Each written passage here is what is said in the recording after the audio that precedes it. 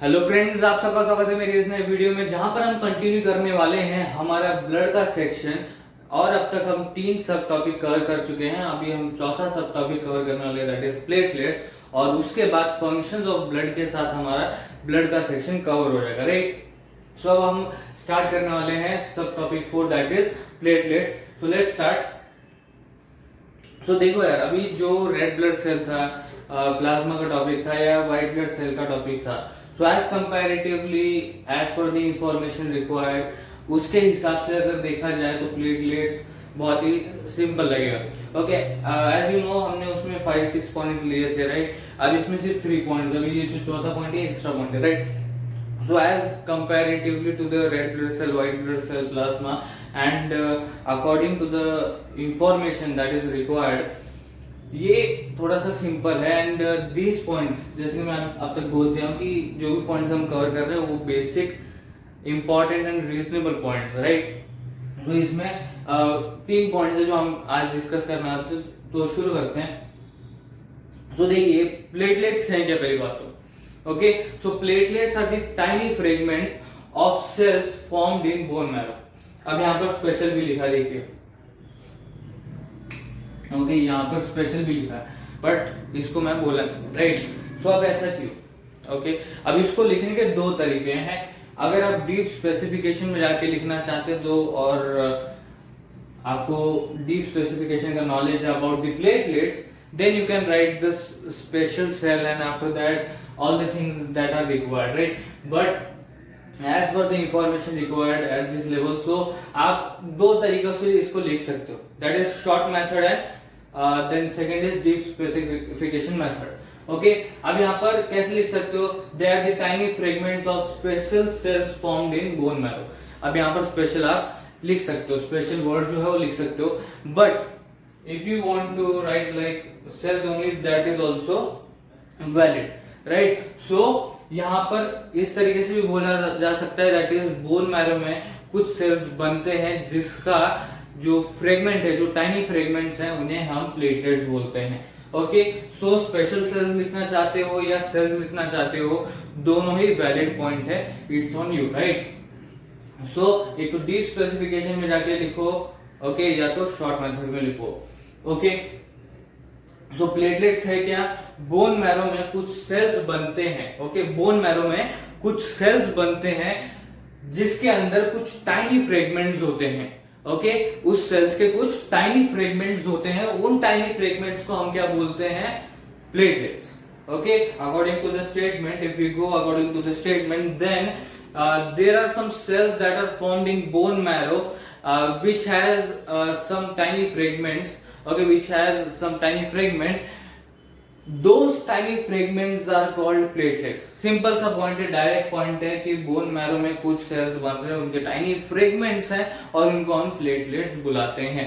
Okay, अब अगला point, इससे रिलेटेड कुछ बात है वो भी हम डिस्कस करेंगे। देखो, दे don't have nuclear. Okay, they do not have nuclear. अब यहाँ पर प्लेटलेट्स की बात चल रही है, जैसे कि हमने देखा था कुछ पिछले सब टॉपिक्स में कि किसी को न्यूक्लियस है, किसी को न्यूक्लिया है और किसी के पास न्यूक्लिया नहीं है, राइट। सो अब यहाँ पर आगे 1 स्टेप फॉरवर्ड हम जाके ये भी पूछ सकते हैं या ये भी लिख सकते हैं कि इनको न्यूक्लिया क्यों नहीं होता, उसके बारे में हम डिस्कस करेंगे। तो पहली बात, जैसे कि मैंने पहले पॉइंट में बोला, 2 तरीके हैं आंसर लिखने, that is short method and deep specification method. Okay, अब पहले पॉइंट में क्या, शॉर्ट मेथड में क्या लिखोगे आप? दैट इज इस तरीके से डायरेक्ट स्ट्रेट फॉरवर्ड आंसर लिख दो, that is they don't have nuclear. Okay, ये भी वैलिड है, but pushing forward the statement, you can write why they don't have nuclei। So most of the time it has been said that maybe because they are not true cells। जो platelets है ये true cells नहीं है, okay, they are not true cells, that is why they have nuclei। Okay, so इस तरीके से भी लिखा जा सकता है, इसको हम बोलते हैं डीप स्पेसिफिकेशन मेथड। मतलब डीप स्पेसिफिक्स में जा रहे हो आप उस टॉपिक के अंदर, you are writing that thing, right. Then if you are not confirmed about what you are writing is during the exam, and then you can write like this only, that they don't have nuclei। okay, so इस तरीके से भी लिखा जा सकता है। अभी अब इसमें क्या problem, that is it has been said, okay, मतलब उसको ऐसा नहीं है कि कंफर्म स्टेटमेंट है कि नहीं ऐसा ही है, इसलिए ओके। सो इसको लिखने का भी पैटर्न होता है, हाउ टू प्रेजेंट, ओके, मतलब ऐसा भी लगना चाहिए कि गलत है, ओके, और ऐसा भी नहीं लगना चाहिए मतलब एक तरीके से पूरा स्टेटमेंट ही गलत है, राइट। तो क्या होना चाहिए, एक राइट मेथड में भी लिखा है एंड वो गलत भी नहीं है, इस तरीके से लिखना है। तो यहां पर आप कैसे लिख सकते हो, they don't have nuclei because it can be said that platelets are not true cells, okay.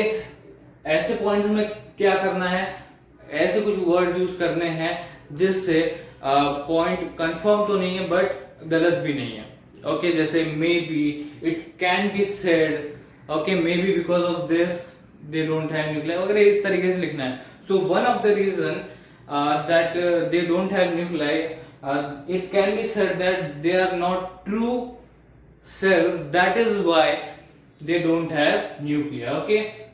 तो दोनों तरीके से लिख सकते हो, दोनों पॉइंट्स वैलिड है, इट इज ऑन अस कि हमें कैसे लिखना है, ओके। सो मैंने दोनों वेज बता दिए आपको कि ऐसे पॉइंट्स को जहां पर एक तरीके से आप कंफर्म नहीं हो एग्जाम टाइम पे कि क्या लिखना है कैसे लिखना है, तो वहां पर may be and it can be said that इस तरीके से भी लिखा जा सकता है, okay. So they don't have nuclei because it can be said that कि जो प्लेटलेट्स हैं वो ट्रू सेल्स नहीं है, ओके। ये पॉइंट समझ में आपको। उसके बाद अब ऐसा भी बोला जाता है कि one of the major work for the platelet is to clot the blood, okay. And very simple example है कि जब भी कोई गिर जाता है या कट लग जाता है, सो वहां पर क्या होता है, कुछ ही दिनों के बाद वहां पर एक ब्लड क्लॉट दिखता है। अब वो किस तरीके से, वो भी बात करेंगे। सो ब्लीडिंग होता है, right. For example when a child is playing and he falls down due to some reason, तो कहीं ना कहीं तो चोट लगेगी, तो जहां चोट लगती है वहां पर ब्लीडिंग स्टार्ट हो जाती है एंड ऑब्वियसली चीज है वो ब्लीडिंग रोकते हैं। एंड उसके बाद प्लेटलेट्स का काम शुरू होता है, वो इंटरनली ब्लड को क्लॉट करने लगते हैं and result you can see a brown clot, okay. In most of the cases you can see एक ब्राउन कवर हो जाता है उसके ऊपर, जहां पर चोट लगी, एज अ रिजल्ट वहां पर कवर बिट जाता है, राइट। उससे होगा क्या, उससे ये होगा कि आगे ब्लड नहीं आएगा।